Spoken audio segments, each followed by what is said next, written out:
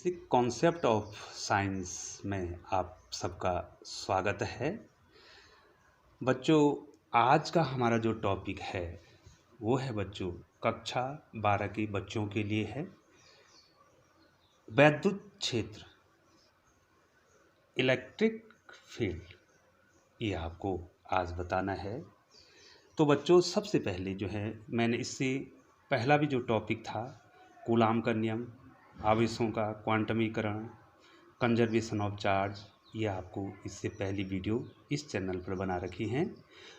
उसमें आपने देखा था बच्चों कि जब समान आवेश होते हैं तो बच्चों ये एक दूसरे को प्रतिकर्षित करते हैं, अर्थात दूर हटाते हैं, रिपल्सिव फोर्स लगाते हैं, चाहे धन धन हो और चाहे ऋण ऋण हो। और यदि अपोजिट चार्ज है तो वो एक दूसरे को आकर्षित करते हैं।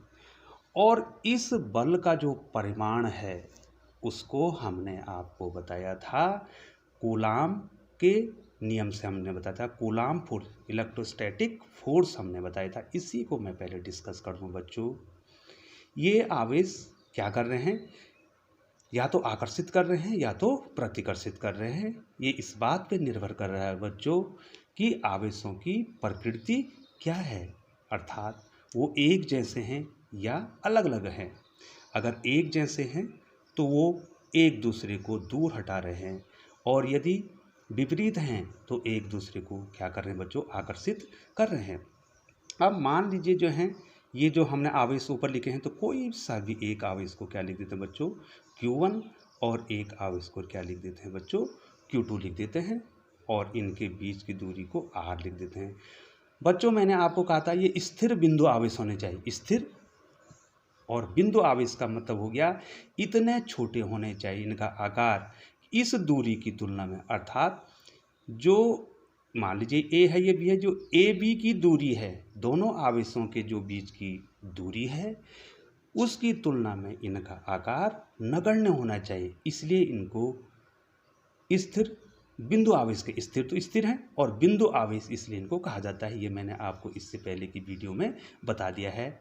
अब बच्चों, जो इन पे फोर्स लगेगा, कूलाम के नियम के अनुसार जो फोर्स लगेगा, ये फोर्स इन आवेशों के गुणनफल के बराबर होगा, के समानुपाती होगा, और इनके बीच की दूरी के वर्ग के व्युत्क्रमानुपाती होगा। बच्चों, ये पहले भी आपको बताया जा चुका है। और यहाँ पर एक नियतांक आ जाएगा जिसको सीधे सीधे बच्चों में लिख देता हूँ 1/4 पाई एप्सिलॉन 0 के Q1 Q2 अपॉन R²।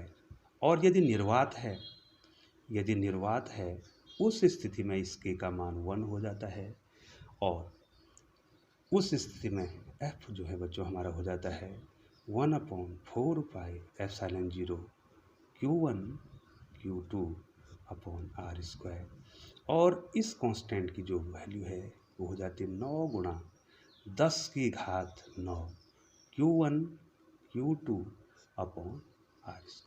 ठीक है बच्चों, आवेशों के बीच लगने वाला बल हमने आपको बता दिया। अब हमको ये बताना है कि वैद्युत क्षेत्र क्या है। ठीक है बच्चों, मान लीजिए मैं यहाँ पर एक कोई प्लस आवेश ले लेता हूँ। ये जो है ये धनात्मक आवेशित है, पॉजिटिवली चार्ज है। ठीक है बच्चों, अब इसके समीप जो है मैं माना यहाँ पर कोई पॉइंट P है, यहाँ पर हम जो है एक टेस्टिंग चार्ज रखते हैं। ध्यान रखना बच्चों, हमने टेस्ट करना है, टेस्टिंग चार्ज। यहाँ पर मैं आपको बता दूँ, ये जो Q0 है प्लस Q0, ये जो है परीक्षण आवेश है, टेस्टिंग चार्ज है। और ये क्या है, एकांक है। देखिए बच्चों, थोड़ा मैं साइड में आपको बता रहा हूँ, ये एकांक है। ठीक है, इसका परिमाण 1 है, एकांक है ये। और धनात्मक परीक्षण आवेश है। ये धनात्मक परीक्षण आवेश इसलिए रखा गया बच्चों क्योंकि इसका अपना क्षेत्र इतना कम होना चाहिए कि वो इसके क्षेत्र में मान लीजिए ये Q है, ये Q है, इसके क्षेत्र में कोई डिस्टर्बेंस न कर सके, इसका अपना क्षेत्र नगण्य है। ये भी इस पर फोर्स लगा सकता है, ये तो इस पर फोर्स लगाएगा ही, ये इस पर फोर्स लगा सकता है, लेकिन उसकी वैल्यू क्या होगी, नगण्य होगी। तो अब हम जो है इसका क्षेत्र ही देखेंगे। देखिए बच्चों, ये r दूरी पे यहाँ पर क्या है, पॉइंट चार्ज है। तो क्या होगा, देखिए बच्चों, ये देखिए, ये बल जो मैंने आपको बताया है, ये कूलाम का फोर्स यहाँ पर लग जाएगा। ठीक है बच्चों, दोनों क्या हैं, धनात्मक आवेश हैं, तो ये दूर भगाएंगे। इस प्रकार से मैंने आपको बता दिया कि ये इस पर क्या लगेगा बच्चों, फोर्स, और ये फोर्स लगेगा तो इसके वैद्युत क्षेत्र की दिशा भी ये हो जाएगी। वैद्युत क्षेत्र का मतलब हो गया कि आवेश या आवेशों के समुदाय के बाहर का वह क्षेत्र जहाँ पर दूसरा आवेश या तो आकर्षण बल का, अट्रैक्टिव फोर्स, आकर्षण बल का अनुभव करता है या प्रतिकर्षण बल का अनुभव करता है। ठीक है बच्चों, इतनी दूरी पर जहाँ पर, और अगर मैं इतनी दूर रख दूं और वहाँ पर उस पर कोई बल ही नहीं लग रहा तो वहाँ पर उसका वैद्युत क्षेत्र नहीं है, ये वैद्युत क्षेत्र की दिशा होगी। और बच्चों ध्यान दीजिए, मान लीजिए वैद्युत क्षेत्र बनाने वाला आवेश ऋणात्मक आवेश है। ठीक है बच्चों, मान लीजिए ये -Q है बच्चों, देख लीजिए। और यहाँ पर बच्चों इस P पॉइंट पे जो है मैंने एकांक धन परीक्षण आवेश रखा है, टेस्टिंग चार्ज रखा है। तो बच्चों अब क्या होगा, ये अपनी ओर आकर्षित करेगा। किस बल से, फिर ले जा रहा हूँ बच्चों, यही जो कूलाम का बल है, इस बल से क्या करेगा, अपनी ओर क्या करेगा बच्चों, इसको आकर्षित करेगा। तो वैद्युत क्षेत्र की दिशा भी वही हो जाएगी। तो इसका मतलब वैद्युत क्षेत्र क्या बता रहा है, दिशा को बता रहा है। किसकी दिशा में है बच्चों, बल की दिशा में है। तो हम क्या कह दें बच्चों, हम क्या कह दें, वैद्युत क्षेत्र की तीव्रता, वो तीव्रता है वैद्युत क्षेत्र की तीव्रता। माप कैसे करेंगे आप, वैद्युत क्षेत्र कितना है, उसकी तीव्रता कितनी है, तीव्रता E क्या है बच्चों, एक सदिश राशि है। क्या है बच्चों, सदिश राशि है। वैद्युत क्षेत्र की तीव्रता सदिश राशि है। दिशा क्या होगी बच्चों, अब दिशा आपको बतानी है। दिशा बराबर बल की दिशा, बल की दिशा, बल की दिशा, जो कूलाम का बल लग रहा है, आकर्षित या आकर्षण या प्रतिकर्षण लग रहा है, इसकी दिशा भी आपको बता दी। आपको ये भी बता दिया कि बच्चों जो हैं ये किस प्रकार से कार्य करे। अब जो है इसकी माप क्या है, अर्थात वैद्युत क्षेत्र की तीव्रता की माप क्या है, इसका परिमाण कितना होगा। तो इसका परिमाण होगा बच्चों, वैद्युत क्षेत्र की तीव्रता E सदिश राशि है, धन परीक्षण आवेश पे जितना बल लगाया। ठीक है बच्चे, बल दिखाई दे रहा, और उस धन परीक्षण, एकांक धन परीक्षण आवेश का परिमाण जितना है, उसके अनुपात को हम कहेंगे वैद्युत क्षेत्र की तीव्रता। ठीक है बेटा, ये तो हमने जो है सदिश रूप लिखा, और अगर परिमाण के रूप लिखेंगे तो E बराबर F/Q0। ठीक है बच्चों, ये हाईलाइट मैंने आपको कर लिया है। कितना आ गया बच्चों, E बराबर F/Q0। तो मात्रक क्या हो जाएगा बच्चों, अब मात्रक की उसमें जा रहा हूँ, मात्रक कितना हो जाएगा, न्यूटन, न्यूटन पर कूलाम। ठीक है बच्चों, मात्रक आपको बता दिया। आपको ये बता दिया कि इसकी दिशा क्या होगी, बल की दिशा होगी, इसकी दिशा बल की दिशा होगी। और यहाँ पर हमने क्या लेना है, परीक्षण आवेश लेना है। इसलिए लेना है कि परीक्षण आवेश का अपना क्षेत्र क्या है, नगण्य है। वो क्षेत्र नगण्य है, मतलब वो बहुत नगण्य बल लगा रहा है। ठीक है बच्चों, अब हमने दो बिंदु आवेशों के कारण, बिंदु आवेश के कारण, फिर वही बात आ रहा बच्चों, बिंदु आवेश अर्थात उसका आकार बहुत छोटा है। बिंदु आवेश के कारण, बिंदु आवेश के कारण वैद्युत क्षेत्र की तीव्रता, वैद्युत क्षेत्र की तीव्रता। ठीक है बच्चों, ये छोटा सा एक आपके लिए ये डेरिवेशन है और ये बहुत ही महत्वपूर्ण है। अब आपको मैं बता रहा हूँ बच्चों, आप ध्यान देंगे। मुझे पूरी आशा है कि आप जो हैं इसको समझ रहे होंगे। ठीक है बच्चों। अब बच्चों मैं आपको बताता हूँ बिंदु आवेश के कारण कितनी वैद्युत क्षेत्र की तीव्रता होगी। अब बच्चों मैंने ये कोई बिंदु आवेश बना दिया, इसको बना दिया प्लस क्यू, दिखाई दे रहा बच्चों आपको। इससे आर दूरी पे, माने ये ओ पर है यहाँ पे, ठीक है बच्चों, इससे आर दूरी पर हमारा कोई पॉइंट पी है, इस पे हमने बताना है कि कितना वैद्युत क्षेत्र होगा। तो जैसे ही बच्चों हम यहाँ पर परीक्षण आवेश रखेंगे तो क्या होगा बच्चों, ये इस पर प्रतिकर्षण बल लगाएगा। ये देखिए, ध्यान से देखिए बच्चों, ये प्रतिकर्षण बल लगाएगा इधर को और वैद्युत क्षेत्र की दिशा भी इधर ही हो जाएगी। ठीक है बच्चों। अब दो आवेशों के बीच लगने वाला बल फिर ले जा रहा हूँ बच्चों आपको, ये देखो कूलाम का बल इनमें कार्य करने लग जाएगा। तो कितना हो जाएगा बच्चों, F इज इक्वल टू, मैं डायरेक्ट लिख देता हूँ बच्चों, 1/4 पाई एप्सिलॉन 0 के। एक आवेश Q है, दिखाई दे रहा है बच्चों आपको, एक आवेश Q है और दूसरा आवेश क्या है, Q0, और दूरी कितनी है बच्चों, r²। ठीक है बच्चों, ये इनके बीच क्या लगा, बल लगा।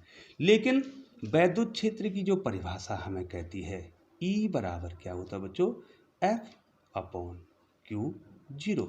ठीक है बच्चों। अब इक्वेशन 2 में ये दिखाई दे रहा है बच्चों आपको दिखाई दे रहा है, इक्वेशन 2 में F की वैल्यू रख देंगे तो ये Q0 यहाँ से ये Q0 कट जाएगा बच्चों। तो वैद्युत क्षेत्र की तीव्रता कितनी आएगी, 1/4 पाई एप्सिलॉन 0 के, Q0 तो कट गया बेटा, Q/r²।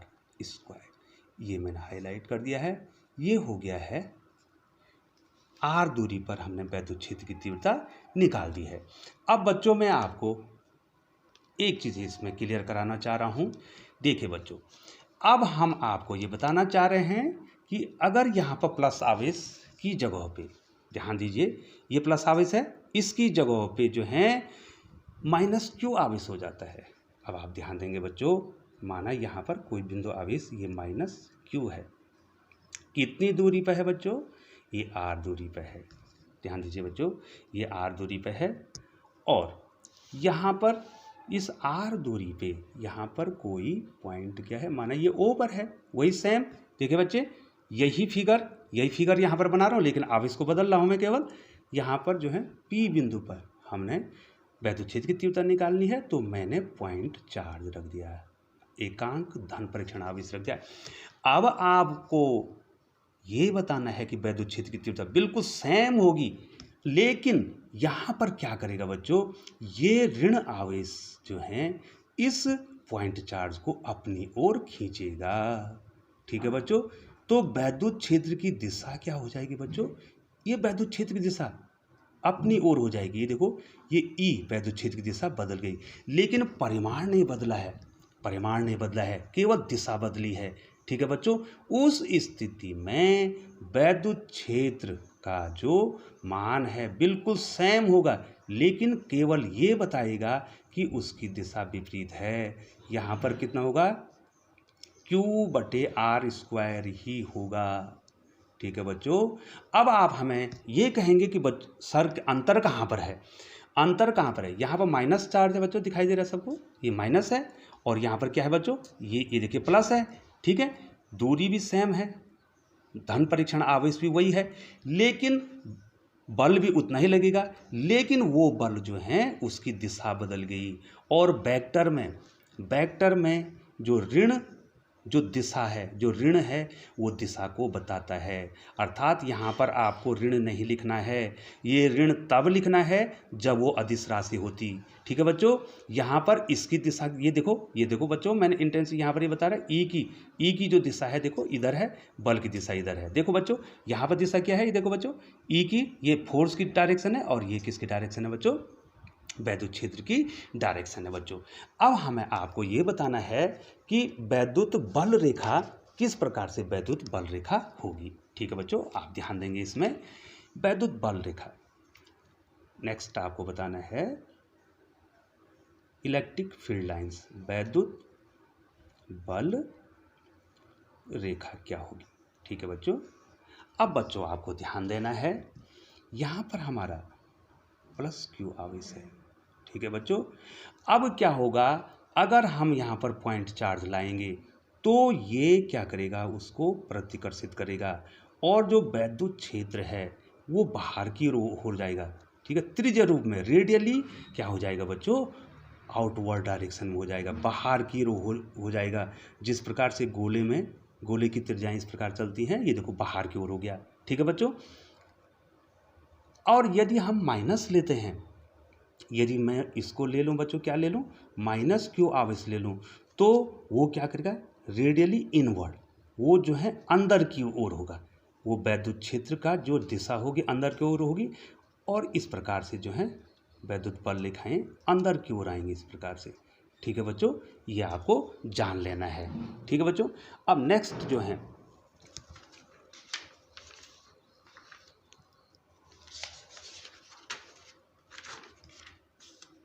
सॉरी बच्चों, थोड़ा इंटरप्शन के लिए जो है खेद है, इसमें दूसरा पेज में आप लगा रहा हूँ। मेरे पास जो अभी साधन नहीं है तो इस कारण जो है मुझे थोड़ा एडजस्ट करना पड़ रहा है। हाँ बच्चों, अब हमने आपको बताया था, अब हमारे पास अगर दो आवेश आ जाते हैं बच्चों, ध्यान दीजिए, ये प्लस क्यू है और ये माइनस क्यू है। ठीक है बच्चों, तो क्या होगा, वैद्युत क्षेत्र लाइन कैसे जाएंगी, इधर से शुरू होंगी। देखिए ध्यान से दीजिए बच्चों, ये तो बाहर की ओर जा रही हैं और यहाँ मैं इसको थोड़ा सा दूसरे से पेन से बना देता हूँ। यहाँ लाइन कहाँ जा रही है बच्चों, यहाँ कहाँ जा रही है, बाहर की ओर। ठीक है, और यहाँ कहाँ आ रही है, अंदर की ओर। ध्यान से देखिए बच्चों, ये बाहर की ओर जा रही है और इसके लिए कहाँ जा रही है, अंदर की ओर जा रही है। ठीक है बच्चों, तो इस प्रकार से आप बहुत सारी रेखाओं को खींच सकते हैं। ये देखो इस प्रकार से, ये देखिए इस प्रकार से। ठीक है बच्चों, ये हमने खींच दी, तो यहाँ सारी लाइंस कहाँ आएंगी, अंदर की। देखो बच्चों दिखाई दे रहा है, यहाँ सारी लाइंस कहाँ जाएंगी, अंदर की ओर आ जाएंगी। देखिए बच्चों, ठीक है बच्चों, तो ये दो आवेशों का अगर प्लस और माइनस आवेश आपने रखे हैं तो इस प्रकार से। अब आपको बताना है कि वैद्युत बल रेखा इलेक्ट्रिक फील्ड लाइन क्या है। ये बहुत ही महत्वपूर्ण है बच्चों यहाँ पर समझना। अब देखिए बच्चों, यहाँ पर क्या हो रहा है, एक वक्र बन रहा है, एक कर्व बन रहा है। ठीक है बच्चों, मान लीजिए ये ए है और ये बी है। ठीक है बच्चों, अब हम यहाँ पर जो है इस पॉइंट पे, मान लीजिए पी पॉइंट है और ये पॉइंट क्यू है, इस पे हमने क्या निकालना है, इलेक्ट्रिक फील्ड की इंटेंसिटी निकालनी है, बल रेखा दिखानी है बच्चों। तो क्या हो रहा है, ये एक्चुअली होता क्या है कि जिस मार्ग पर आपका धन परीक्षण आवेश जाता है, जिस मार्ग में जा रहा है, यहाँ कैसे जाएगा, या अंदर आएगा, और बच्चों यहाँ कहाँ जाएगा, बाहर की ओर जाएगा। क्यों जाएगा, क्योंकि उस पर फोर्स लगेगा। ये देखिए बच्चों, ये मैं आप फिर बता रहा हूँ बच्चों, यहाँ पर जो ये क्यू है और यहाँ पर क्या है बच्चों, ये Q0 है, तो इस पर क्या लगाएगा, ये क्या लगाएगा, इस पर फोर्स लगाएगा बाहर की ओर। और ये माइनस क्यू है और यहाँ पर ये तो धन परीक्षण आवेश है, तो ये क्या करेगा, इसको अंदर की ओर लाएगा। तो ये इस मार्ग पे चलेगा। कौन चलेगा, धन परीक्षण आवेश जिस मार्ग पे चलेगा, ये मार्ग चल रहा है, ये वक्र के रूप में चलेगा। यहाँ पर ये देखो बच्चों, ये वक्र के रूप में चल रहा है। अब यहाँ पर क्या होगा, इस पॉइंट पर वैद्युत क्षेत्र की तीव्रता बतानी है, पी और क्यू पे बतानी है। तो बच्चों हम इस पर जो है एक टेंजेंट खींच देंगे। ठीक है बच्चों, यहाँ पर स्पर्श रेखा, जो हिंदी में कहते हैं स्पर्श रेखा खींच देंगे। ठीक है बच्चों, यहाँ पर भी, और अगर क्यू पर लेना है तो यहाँ पर भी हम क्या कर देंगे बच्चों, एक स्पर्श रेखा खींच देंगे, जो इन बिंदुओं पे क्या बताएगा, वैद्युत क्षेत्र की तीव्रता बताएगा। यहाँ पर वैद्युत क्षेत्र की तीव्रता E1 और यहाँ पर वैद्युत क्षेत्र की तीव्रता E2। अब आपको बच्चों ये बताना है कि वैद्युत क्षेत्र कहाँ पर ज़्यादा होगा, कहाँ पर कम होगा। यहाँ पर देखो बेटे, जितने नज़दीक होगा तो यहाँ से बहुत ज़्यादा रेखाएं गुजरेंगी नज़दीक से। मान लीजिए बच्चों, मैं यहाँ पर आता हूँ, मैं इसके नज़दीक आता हूँ, ये पॉइंट पी है, तो बच्चों क्या होगा, यहाँ पर बहुत ज़्यादा लाइन गुजर रही हैं, तो यहाँ पर वैद्युत क्षेत्र ज़्यादा होगा। और मैं अगर यहाँ पर ले लेता हूँ ये क्यू पॉइंट, तो यहाँ पर लाइन कम हो जाएंगी। तो इसका मतलब है अब वैद्युत क्षेत्र को हम किसके द्वारा दिखाएंगे बच्चों, वैद्युत बल रेखाओं के द्वारा दिखाएंगे। तो बच्चों मैं इसमें दिखा रहा हूँ, वैद्युत बल रेखाएं दिखा रहा हूँ। आपको आ गया, किसी भी बिंदु पर वैद्युत क्षेत्र ज्ञात करने के लिए उस वक्र को पर जिस पर धन परीक्षण आवेश चल रहा है उस पर हम स्पर्श रेखाएं खींच देंगे। अब वैद्युत क्षेत्र को हम इस ढंग से दिखा देंगे बच्चों। देखिए, ये देखिए, ये एक समान वैद्युत क्षेत्र है। ठीक है बच्चों, इसको अब हम दिखा देंगे बच्चों ई। तो अब हम आवेश को नहीं रखेंगे, अब आवेश नहीं बताएंगे हम। अब अगर हमने इलेक्ट्रिक फील्ड की तीव्रता, जो वैद्युत क्षेत्र की तीव्रता को हमने दिखा दिया, इसका मतलब ये है कि ये किसी आवेश ने बनाया है। अब हम क्या रखेंगे बच्चों, मान लीजिए हमने इस वैद्युत क्षेत्र में, मान लीजिए पॉइंट ए है यहाँ पर हम कोई आवेश रख देते हैं, परीक्षण आवेश, धन परीक्षण आवेश। तो बताइए बच्चों यहाँ पर कितना बल लगेगा। देखिए, पहले वैद्युत क्षेत्र की तीव्रता निकालेंगे, ई बराबर एफ अपॉन Q0। तो क्रॉस मल्टीप्लाई कर दो बच्चों, तो कितना बल लगेगा, एफ बराबर ई इंटू Q0। बच्चों ये बहुत ही महत्वपूर्ण है, इतना बल जो है इस पर लग जाएगा। जो चार्ज हमने यहाँ पर रखा है इस पर कितना बल लगेगा। ठीक है बच्चों, कितना बल लगेगा, मैं फिर एक बार आपको बता रहा हूँ कितना बल लगेगा बच्चों इस पर। F equal to Q0 into E, ये परिमाण के रूप में ले रखा हमने। ठीक है बच्चों, अगर वेक्टर के रूप में तो इस प्रकार से आप ले सकते हैं। ठीक है बच्चों, अब आपके पास जो है एक प्रश्न पूछा जाता है बच्चों कि वैद्युत बल रेखाएं एक दूसरे को क्यों नहीं काटती हैं। वैद्युत बल रेखाएं एक दूसरे को कभी नहीं काटती हैं, इंटरसेक्ट काटती हैं। बहुत ही महत्वपूर्ण प्रश्न ये बन जाता है कि क्या वैद्युत बल रेखाएं एक दूसरे को काटेंगी। ठीक है बच्चों, आपके मन में भी ये प्रश्न उलझ रहा होगा। ठीक है बच्चों, तो इसका आंसर है बच्चों नो। इसका आंसर है नो, नहीं काट सकती हैं। और इसका रीजन है, पहला रीजन देखो बच्चों कैसे काटेंगी, क्योंकि ये जो है किसी पॉइंट पर खींचा गया टेंजेंट है। ध्यान से देखिए बच्चों, अगर हमने किसी पॉइंट पे हम एक ही टेंजेंट खींच सकते हैं, हम दो टेंजेंट नहीं खींच सकते हैं। और अगर हमने दो टेंजेंट खींच दिए तो इसका मतलब बच्चों क्या हुआ कि आपके जो हैं वैद्युत क्षेत्र की दो दिशाएं हो गई, जो कि संभव नहीं है। नो, तो ये कभी भी नहीं हो सकता है। हम एक बिंदु पे दो स्पर्श रेखा टेंजेंट नहीं खींच सकते हैं, पहला रीजन। दूसरा, अगर हमने खींच भी दिया तो क्या हो जाएंगी, दो डायरेक्शन हो जाएंगी, यहाँ पर दो दिशा हो जाएंगी वैद्युत क्षेत्र की, जो कि नहीं होनी है। पहली, एक बिंदु पे दो टेंजेंट नहीं खींच सकते हैं, इसलिए वैद्युत बल रेखाएं एक दूसरे को कभी नहीं काटती हैं। आंसर हो गया नो। तो बच्चों बहुत बहुत धन्यवाद, आप हमारे चैनल को जो हैं देख रहे हैं और सीमित संसाधन में जो है आपको पढ़ाया जा रहा है। वीडियो की क्वालिटी जो है उतनी अच्छी नहीं है, फिर भी पूरी कोशिश की जा रही है कि आपको समझाया जाए। और इसके बाद जो है दूसरा टॉपिक जो आपको पढ़ाएंगे, तो बच्चों प्लीज़ जो हैं आप जो है दूसरे टॉपिक में भी ध्यान देंगे। अब जो है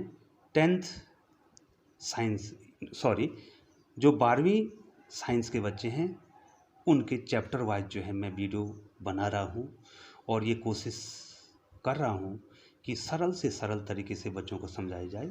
बहुत बहुत धन्यवाद बच्चों।